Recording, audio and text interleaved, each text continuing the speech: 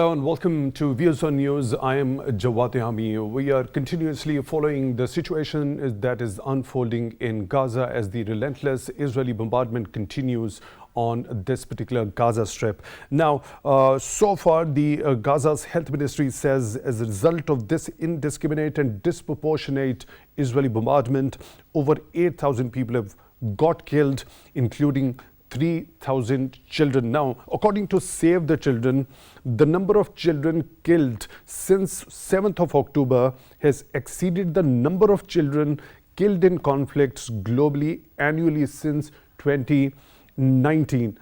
Now, earlier we saw the United Nations Security Council meeting for 4 times, but was unable to pass any sort of resolution regarding this particular conflict or any sort of humanitarian truce or a ceasefire or the provision of the humanitarian aid in this particular besieged strip.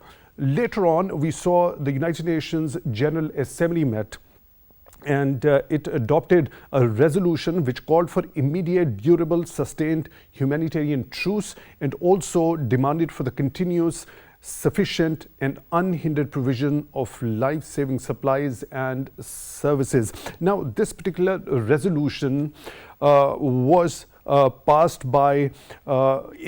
adopted rather in the United Nations General Assembly with 120 nations or the members of the United Nations General Assembly voting in favor of this, with 14 members voting against this.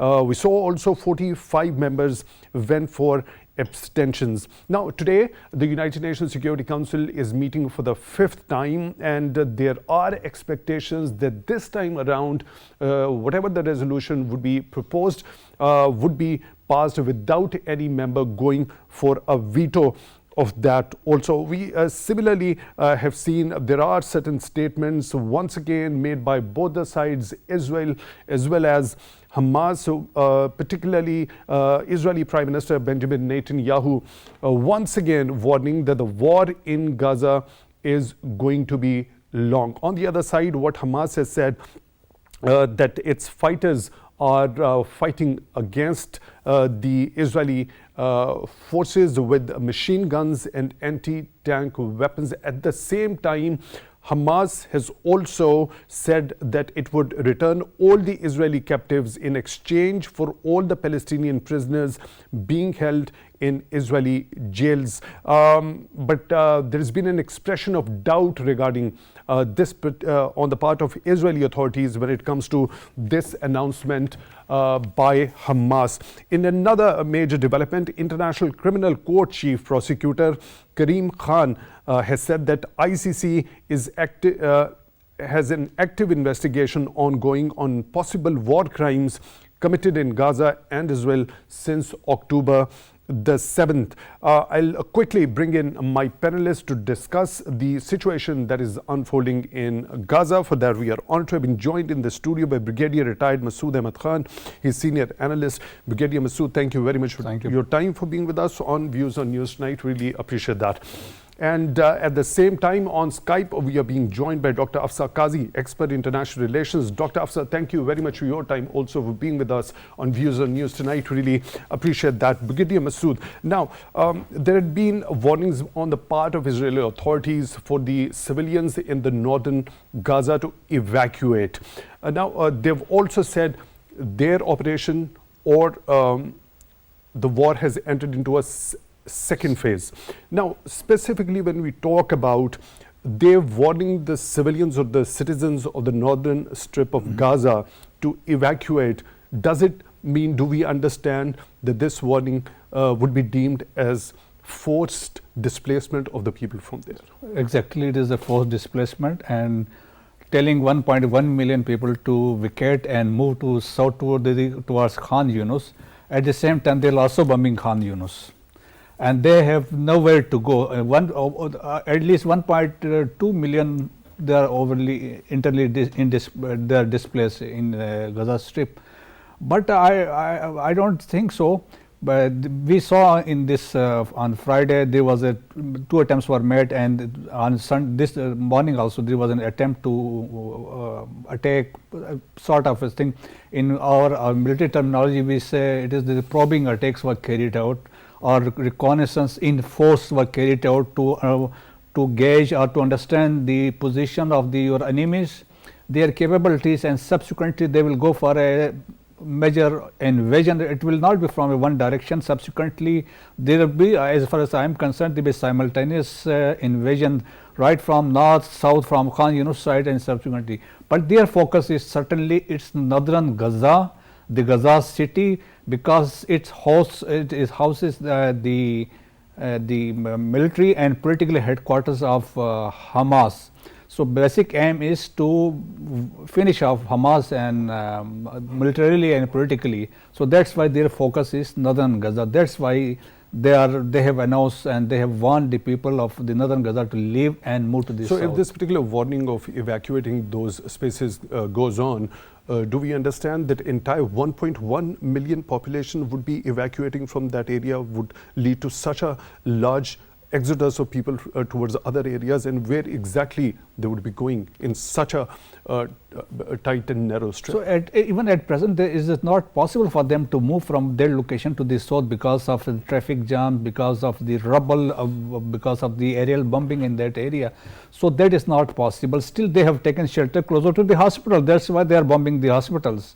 So, that is not that in the near future that is not possible of unless there is a humanitarian corridor is created and their passages given to them, and then they move to the south. But in the south, but again there is no place to accommodate them. It is densely populated, 2.3 million of 42 kilometers in length and 6 to 12 kilometers width. So, it is humanly not possible to accommodate 1.1 million in the south. At the same time, the Egyptians, they are not willing to allow them into Sinai because they have their reservations. So, they are in a situation. So, therefore, it is the humanitarian crisis, as we say. So, it is the responsibility of the international community, as we saw what actually happened in the United Nations Security Council in 10 days, forced resolution, no solution.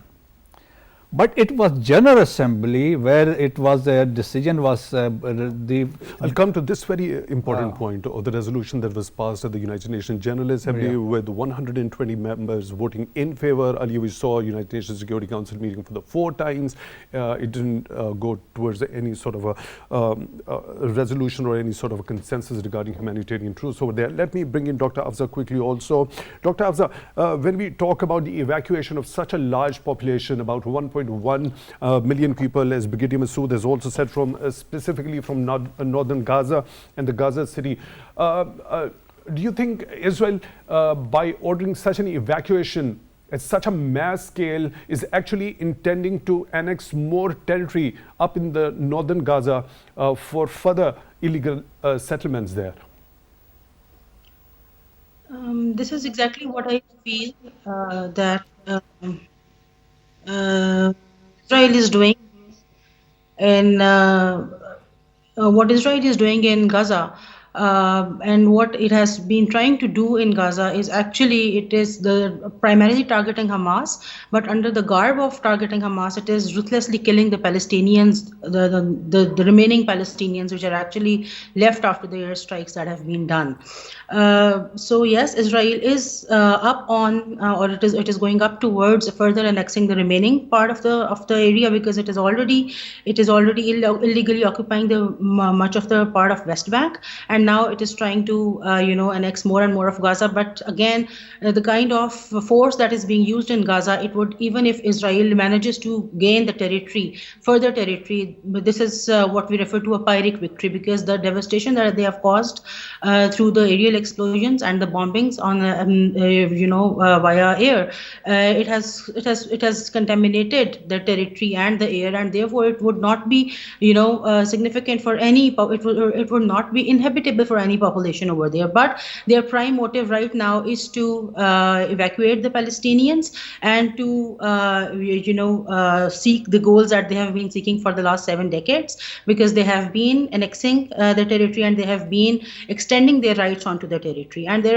whatever they are doing, only the United Nations has now, and the Secretary General has now called it, a human catastrophe. But the things that have been happening in Gaza since October the 7th, they qualify under various criteria. They qualify as 4 things, which are war crimes, crimes against humanity, genocide, and ethnic cleansing. So whichever definition of the 4 things that you understand, and these are the humanity, these are the crimes which actually qualify for a humanitarian intervention, and that refer to the reason why UN has referred to it as a humanitarian catastrophe. So these are the things which Israel has been doing by cutting the supplies, the vital supplies.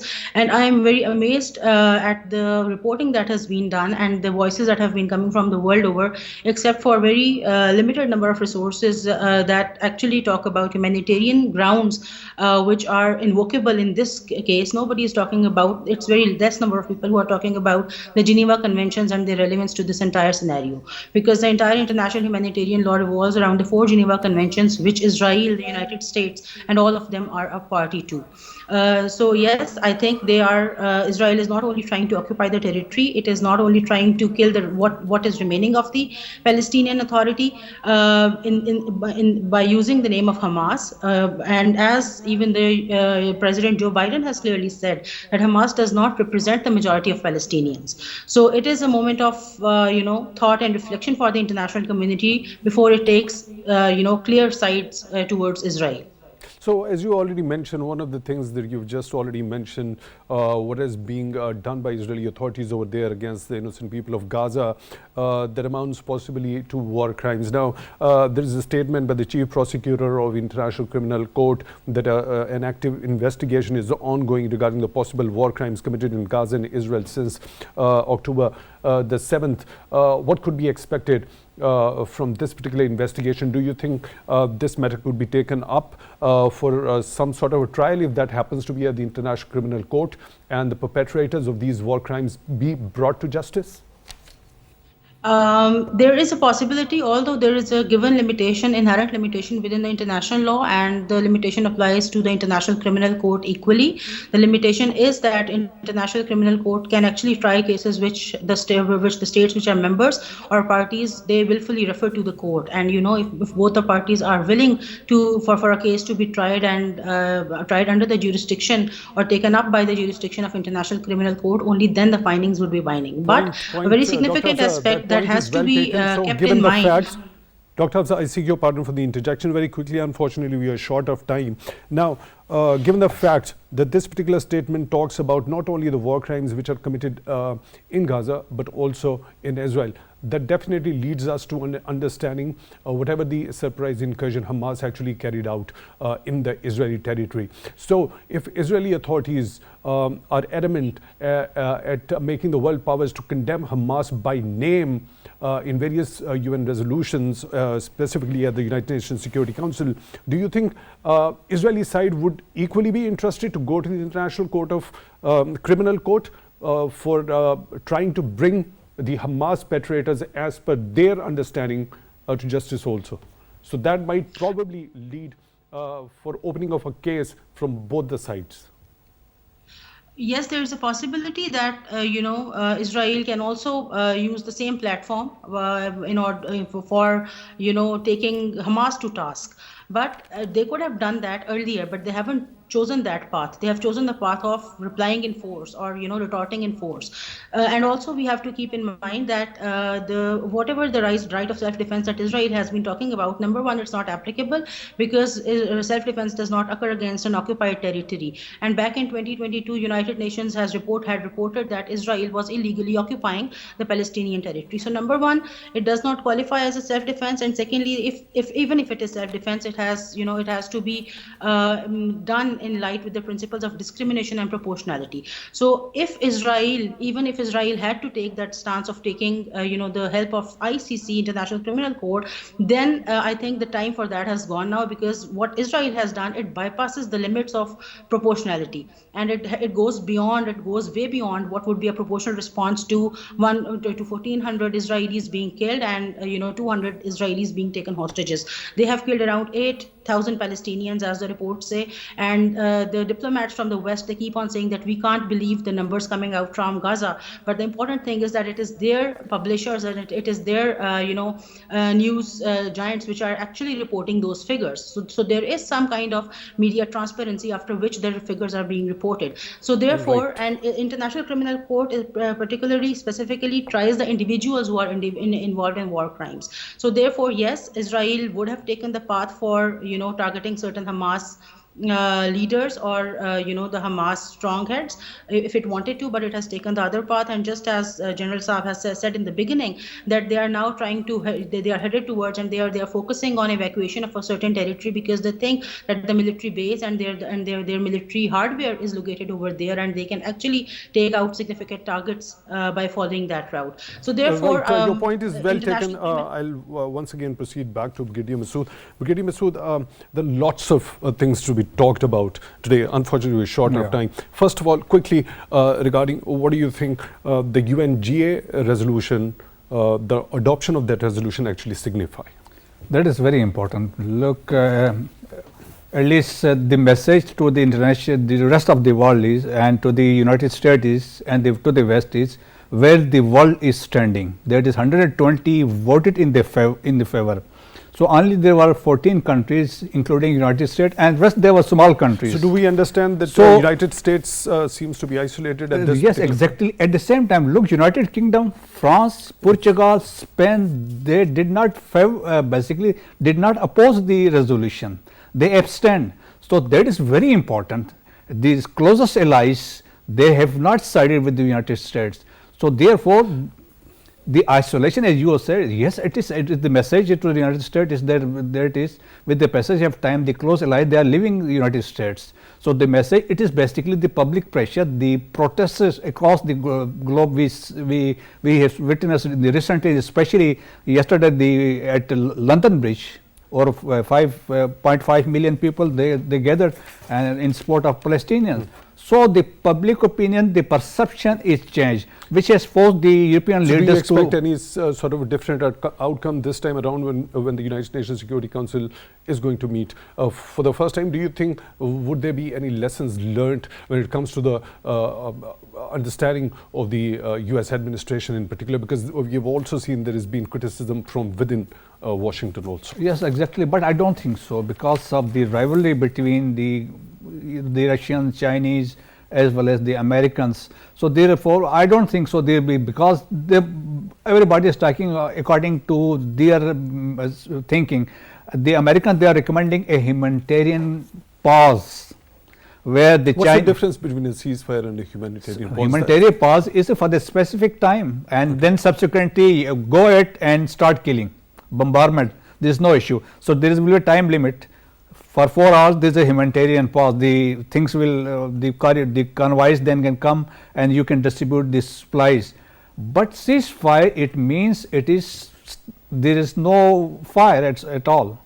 So that is the stand taken by the Chinese and the Russians. Ceasefire naturally happens when the two parties are equally fighting. One is taking action, other is retaliating. Then there is another action going from the other side. Then there is retaliation, action and reaction goes on. Then if both stop fire, naturally a ceasefire happens. Do you think in this particular conflict there is equal action and retaliation going on? And do you think Hamas has got that capacity, but by looking at this particular statement by Hamas, that they are fighting heavily with machines and anti-tank weapons against the Israeli forces? No, the important thing is that in case of no ground invasion, the initiative lies with the defenders. So the war is going to be, it is the subterranean warfare. There is no concept, the tunnel warfare. So so it is not possible for the Israelis, despite the fact they have been using the bombs, the bunker busting bombs and deep digging bombs, despite the fact the tunnels are 130 feet below the ground and especially below the buildings. So therefore it is not possible, and they are basically, they have the logistics, they have the weapons, etc., and basically it is an insurgency and it is a guerrilla warfare. So as I was quoting in previously also, the Americans took 6 weeks to clear Fallujah and 9 months to clear Mosul. So it is not that easy run to, if you invade and you get away without any getting killed. Unfortunately, inside. I have to end the show over here. Thank you very much for being with us. Brigadier retired Masud Ahmad, senior analyst, joining us in the studio, and on Skype we were joined by Dr. Afsah, Qazi, expert in international relations. Dr. Afsah, thank you very much for your time, also for being with us on Views on News tonight. Really appreciate that. With that, we come to the end of today's episode. Till the next one, take good care of yourselves.